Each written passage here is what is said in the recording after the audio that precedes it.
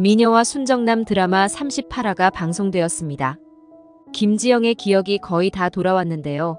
돌아오는 순서를 벨벳 꼬아놔서 시청하는 데에 답답한 면이 없지 않았습니다. 고필승에 관한 기억은 고필승에게 불리한 것만 기억나고 공진단에 관한 기억은 공진단에게 유리한 것만 기억이 났다는 것인데요. 역시나 김지영은 자신이 죽기 전에 마지막으로 만났던 고필승에게서 위로받지 못했다는 것을 알게 되어 백미자의 말대로 고필승이 자신과 가족의 인생을 망친 나쁜 사람이었다고 생각하게 되었습니다. 고필승은 김지영이 박도라인 것을 알게 된 시점부터 김지영에게 좋아하는 마음을 표현하기 전에 김지영이 박도라의 기억을 찾아서 사과하는 것이 먼저라고 생각해서 애써 김지영의 마음을 외면했었는데, 김지영이 호텔에서 과거의 나쁜 기억이 떠올라 괴로운 나머지 기억을 찾고 싶지 않다고 말한 순간부터는 김지영을 그 자체로만 좋아하고 적극적으로 연기 인생을 응원해 왔었습니다. 그런데 김지영은 액션 연습을 하다가 과거에 직진 멜로를 찍을 때 고필승과 함께 했던 순간들이 스쳐 지나갔고, 고필승과 함께 박도라였을 때 자주 가던 곳을 돌아보며 기억을 빨리 찾고 싶어 했는데, 두 사람의 다정한 모습에 화가 난 공진단과 마주침으로써 김지영은 고필승에 관해 안 좋았던 기억이 먼저 떠오르게 된 것입니다. 과거에 박도라는 공진단과 약혼을 하기로 하고 고필승에게 선을 그었을 때 고필승은 박도라에게 돈이 그렇게도 좋으면 돈독에 빠져 죽어라는 말까지 하며 박도라를 비하하였었는데요. 하필 그 순간만 기억이 났던 김지영은 역시 고필승이 그때나 지금이나 자신과 공진단과의 만남을 방해하는 사람으로 생각하게 되었고, 박도라를 매정하게 내버렸던 과거의 일 가지고 김지영으로 살고 있는 지금에 와서 고필승을 원망하고 싶은 마음은 아니지만 더 이상 고필승을 좋아할 수도 없게 되었다고 말해버렸습니다.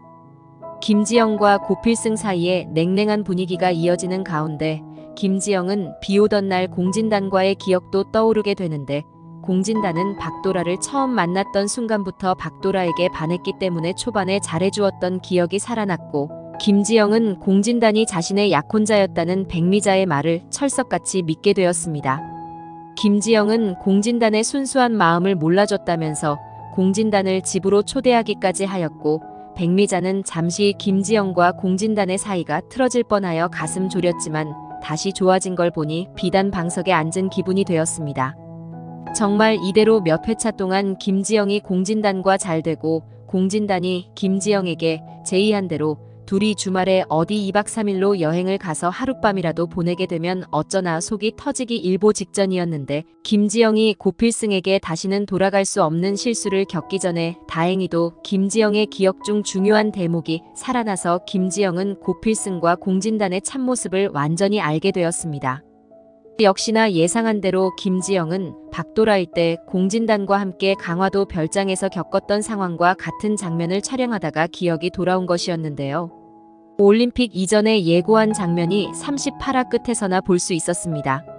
고필승은 과거에 박도라가 강화도에서 낯선 폰으로 전화를 걸었을 때 단순히 백미자와의 불화로 힘들어했다고만 알고 있었지, 공진단과 함께 있다가 탈출한 것은 모르고 있었는데, 만약 알았더라면 그때와 비슷한 상황이 담긴 대본을 스쳐 지났을 리가 없었을 것입니다. 김지영은 기억이 돌아와서 혼란스러워 촬영장을 뛰쳐나가 빗속에서 산길을 헤매었는데, 고필승이 자신을 찾아도 미안한 마음의 모습을 드러낼 수가 없었습니다. 39화에서 김지영은 백미자의 집에서 나와 이순정과 단둘이 살 집을 구해 나가는 것으로 예고가 나와 있는데요. 김지영이 백미자와의 기억도 다 돌아온 것인지는 아직 모르는 단계입니다. 김지영은 백미자가 고필승은 집안을 망하게 한 나쁜 사람이고 공진단은 생명의 은인인 것처럼 거짓말한 것에만 단순히 화가 나 집을 나갔는지, 아니면 백미자가 박도라를 공진단과 결혼시키기 위해 강화도까지 보낸 것까지 다 기억이 나서 백미자에게 등을 돌린 것인지. 만약 김지영의 기억이 100% 다 돌아왔다면 엄마인 백미자를 상대로 복수를 할런지 궁금해지는데요. 김지영이 자신을 멀리하고 공진단과 다시 친해진 모습을 보고 마음이 아팠던 고필승은 자신에 대한 김지영의 태도가 또다시 바뀌자 기억이 돌아왔다는 것을 직감하게 될 것이지만, 김지영은 당분간은 고필승에게 미안함 때문에 기억이 돌아온 사실을 감추게 될 것입니다.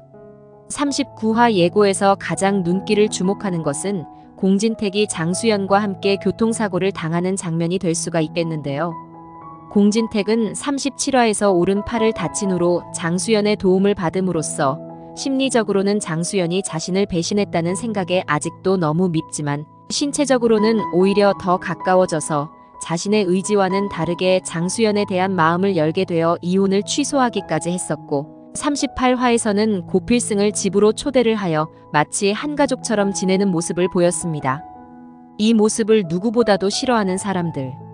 공대숙과 홍혜교 그리고 공진단은 공진택이 양자의 길을 차일피일 미루면서 오히려 고필승을 아들같이 생각하는 것에 심기가 불편해져 왔고, 김선영의 식구들도 소금자 외에는 공진택이 지나치게 고필승을 배려하는 것이 신경이 쓰이게 되었습니다.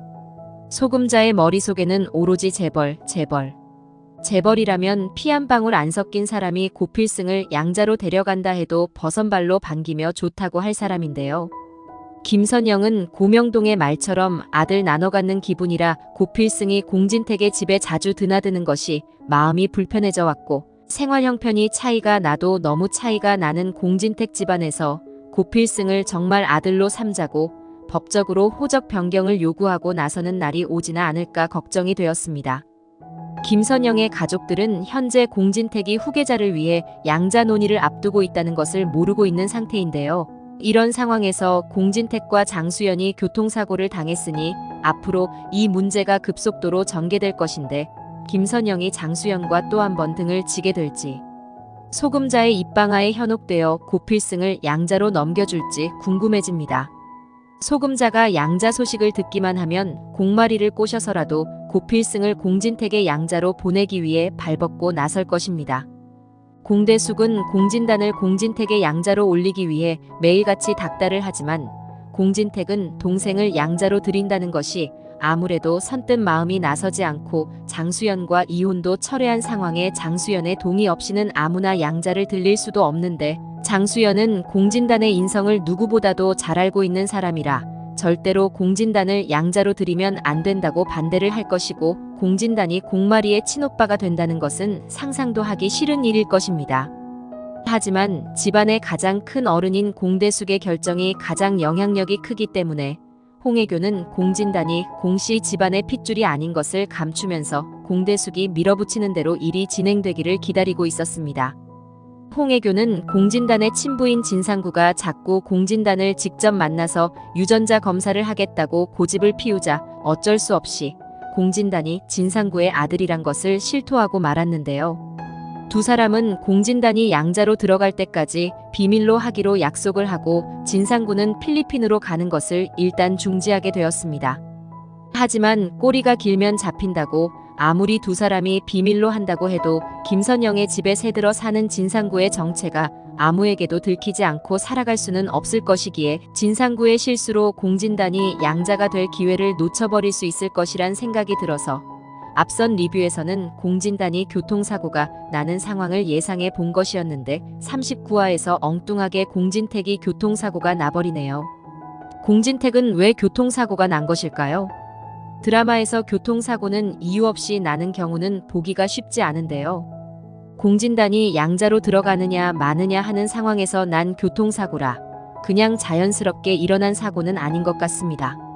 자연스럽게 일어난 사고라고 하더라도 공진택이 회사 일을 정상적으로 할 수 없는 지경으로 다치게 된다면 누구든 임시로라도 대신 회장직을 맡아야 할 사람이 필요하게 될 텐데, 장수연까지 공진택과 같이 사고를 당하여 어떤 상태가 될지 알 수 없는 상황에서 공진택을 대체할 수 있는 유력한 사람은 고필승이라는 추측을 하게 만들지만, 만약 누군가가 의도적으로 회장직을 강탈하려고 낸 사고라면 공진택이 회장직을 수행할 수 없어서 임시로 다른 사람을 앉히게끔 만들려고 한 것이 아니라 공진택의 목숨까지 노린 사고일 것이기 때문에 양자로 들어가고 싶어서 안달난 공진단이나 홍혜교의 짓이 아닐까 하는 생각이 듭니다. 더 나아가 공진단의 출생의 비밀을 알고 있는 진상구까지 용의자 선상에 올려볼 수 있는데요. 어쨌든 중요한 것은 사고 후 공진택이 어느 정도로 다쳤냐 하는 것입니다. 공진택이 의사소통을 할 수 있을 정도로 경미하게 다쳤다면 몸이 좀 불편해도 공진단의 양자 문제에 대해 타인의 간섭을 받지 않고 결정을 할 수 있겠지만 머리를 세게 부딪히는 것으로 볼 때는 정상적인 사고를 할 수 없게 된다든가 신체에 마비가 와서 일상생활에 심각한 문제가 일어나 이것이 공진단 쪽에 유리한 상황을 만들어줄지 고필승에게 유리한 상황을 만들어줄지 중요한 문제가 되는 것입니다. 39화 예고에선 공진단이 김지영에게서 받는 대우도 그렇고 공진택에게서 받는 대우도 그렇고 최악의 상황을 겪는 것으로 나오는데요. 자신이 궁지에 몰릴 대로 몰리자 그 분노를 공진택을 향해 돌리려고 사고를 내게 되는 것이 아닐까 예상됩니다. 김지영은 공진단에 대한 기억이 모두 돌아와서 공진단에게 차갑게 대하기 시작하는데 그보다 먼저 공진단이 어떤 사람인 줄 뻔히 알면서도 자신이 박도라였을 때나 지금이나 공진단과 엮어주려고 거짓말을 했던 백미자에 대한 배신감에 백미자의 집을 나오게 됩니다. 김지영은 이순정에게 할머니, 우리 이제 여기 안 살 거야. 할머니랑 나랑 둘이서만 살 거야. 그러자 이순정은 그럼 금동이는 어쩌고 우리 둘이만 살아? 너그 아버지는 데려가야지. 하자 김지영은 아빠는 엄마랑 살아야지 어떡하겠어. 할머니도 어서 짐 싸. 둘이서 짐 싸고 있는데 백미자가 들어와. 아니 지영아, 지금 이게 다 뭐야? 이 여행 가방은 뭐고 너 어디 여행 가니? 하고 묻자 김지영은 아줌니 나한테 말 시키지 말아요. 할머니랑 나랑 살집 구해서 나가는 거예요. 하자 백미자는 아니 왜 갑자기 짐을 싸겠다는 거야? 어딜 가겠다는 거야? 집을 구했다는 건 또 뭐고? 하자 이순정은 그러게 이 뺑떡어머마. 네가 오죽하면 우리 지영이가 따로 나가 산다고 할까? 이 못된 계모야. 우리 지영이가 뭔 잘못을 했다고 심청이 맹키롱 팔아먹기를 혀고 앉았어. 백미자는 지영아 촬영 잘 다녀와서 이게 무슨 일이냐고 글쎄. 너 공대표랑 잘 되고 이제 아무 문제 없잖아. 근데 왜 집을 나가겠다는 거야? 집을 구해도 내가 구해야지. 네가 왜 나서. 하자 김지영은 저 이제 아줌마랑은 한 집에 못 살겠어요. 아줌마 딸 박도라가 아닌 김지영으로 살고 싶어요. 백미자는 누가 뭐라고 했니? 그래, 너 박도라 아니고 김지영으로 살아도 나 뭐라 안 해.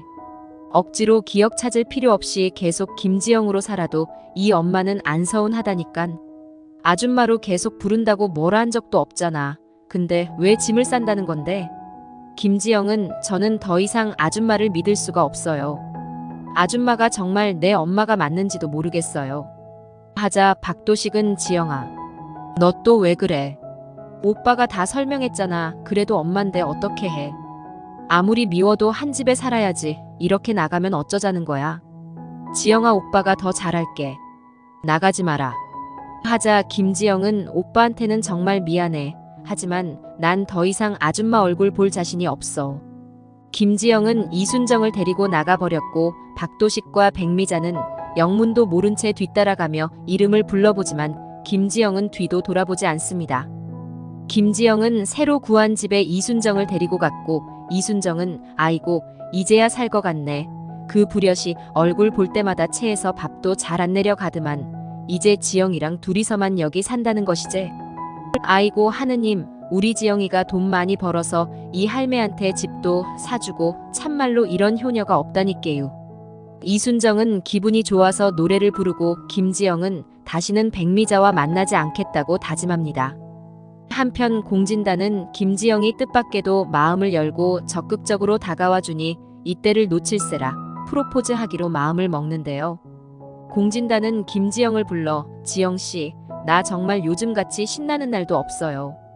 지영씨가 드라마 주인공 되고 지영씨가 촌닭 껍데기 확 벗어 던지고 변신까지 해버리니까 내가 정말 정신을 못 차리겠어요. 지영씨 저번에 보니까 어디 시장바닥에서나 파는 싸구려 목걸이 하고 다니던데. 그런 거는 이제 지영씨한테 안 어울려요. 이제 톱스타나 다름없는데 지영씨에게 맞는 걸 하고 다녀야죠. 하며 공진단은 주머니에서 준비해둔 다이아 목걸이를 꺼내 보입니다. 어때요? 지영씨 우리 인생이 끝나는 날까지 함께해요. 우리 사랑 포에버. 하며 혼자 실실 웃음을 짓는데 김지영은 속으로 사람 안 변한다더니 고작 이런 걸로 사람 마음 사려는 거 어떻게 예나 지금이나 이렇게 똑같냐 하고 말하고 공진단에게 제가 오늘 이 자리에 나온 건 할 말이 있어서예요. 이제 우리 그만 만나요. 공진단은 지영씨, 갑자기 그게 무슨 말이에요? 내가 뭘 잘못했어요? 이 선물이 마음에 안 들어서 그래요? 안 들면 지금 당장 가서 바꾸면 돼요. 지영씨가 원하는 스타일로 얼마든지 다시 고르면 돼요. 하자, 김지영은 내가 공 대표를 착각했나 봐요. 공 대표에게 진 빚은 곧 갚을 테니까 더 이상 연락하지 말아요. 공진단은 아니 지영씨, 이러는 법이 어딨어요. 그 돈 안 갚아도 돼요. 지영씨가 그 돈 때문에 날 어려워한다는 거 알지만 그거 지영씨한테 주는 선물이라고 생각해버려요. 우리 촬영 가서 좋았잖아요. 이 목걸이를 주는 의미 모르겠어요? 하고 놀란 듯이 묻는데 갑자기 김태희가 나타나서 공진단의 머리 위에 물을 뿌리고 맙니다.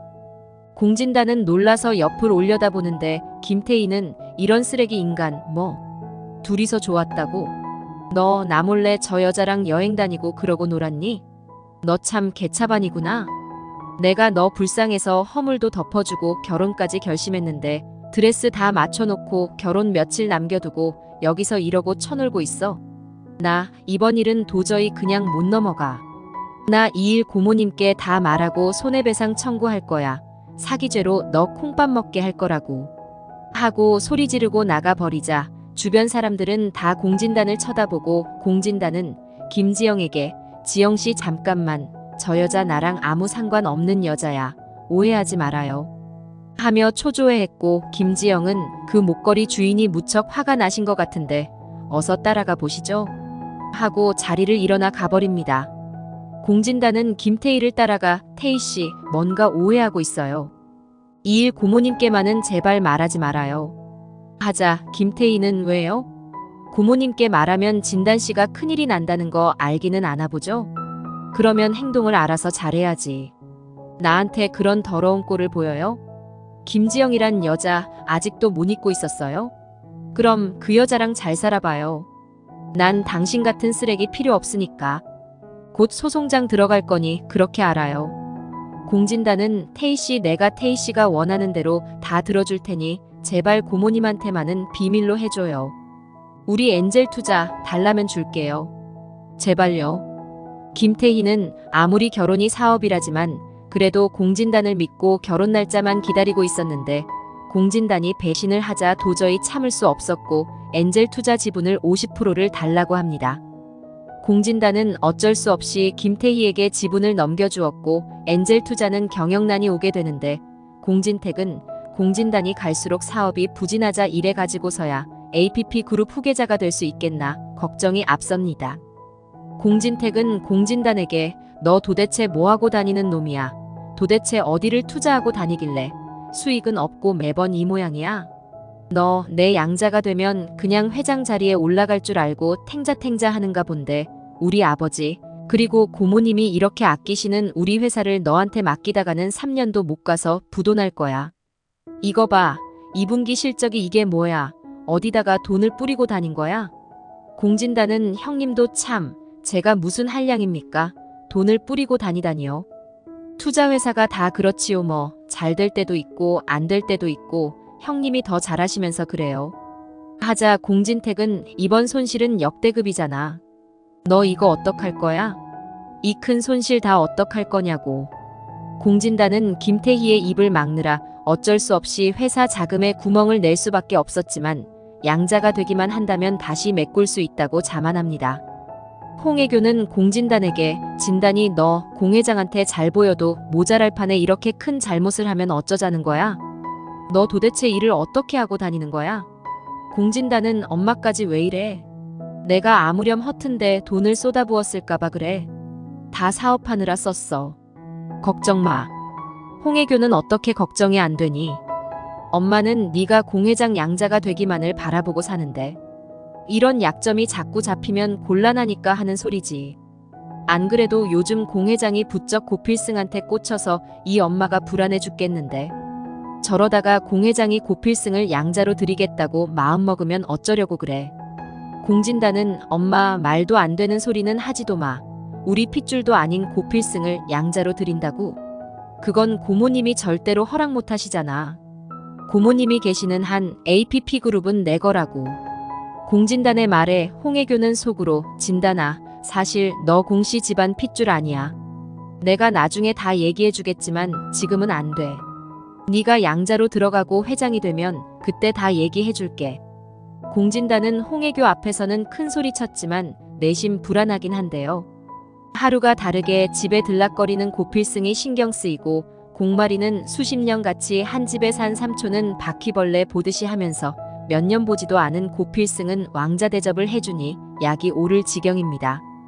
김태희한테 김지영과 만나는 것이 들켜서 회사 지분도 말아먹고 공진택의 마음을 돌려 양자로 들어가기에는 시간이 오래 걸릴지도 모른다는 생각에 공진단은 보다 빨리 회장인 될 계략을 짜기로 하는데요. 장수연과 공진택은 그동안 사이가 신혼이나 다름없어 보일 정도로 회복이 되었고 공진택은 장수연과 다시 새 출발하자는 의미로 둘만의 여행을 떠나기로 합니다. 공진단은 사람을 매수하여 공진택의 차를 들이받게 만드는데요. 공진택은 이 사고로 뇌에 손상을 입어 의식불명이 되고 장수연도 입원해야 할 처지가 됩니다. 이 일로 공진택이 양자로 들이는 문제는 당분간 보류가 되었는데 공진택의 회복이 기약이 없자 어느 날 강 변호사는 장수연을 찾아와 공진택이 사고가 나기 전에 이미 결정한 것이 있다면서 서류를 꺼내 보입니다. 공진택은 운동을 하다가 팔을 다치게 되었을 때 자신에게 닥칠지도 모를 만약의 경우를 대비하여 미리 업무 권한 위임에 관한 절차를 장수연의 동의를 받도록 명시해 두었고 거기에는 공진택이 장기간 회복 불능한 상태에 있을 때에는 차기 회장으로 고필승을 선임한다는 내용도 들어있었습니다. 고필승은 장수연과 이사진들의 만장일치로 회장에 선임되었고 공진택이 서서히 의식을 회복하자 공진택은 고필승의 공을 높이 평가하여 양자로 맞을 결심을 하게 됩니다. 시청해주셔서 감사합니다.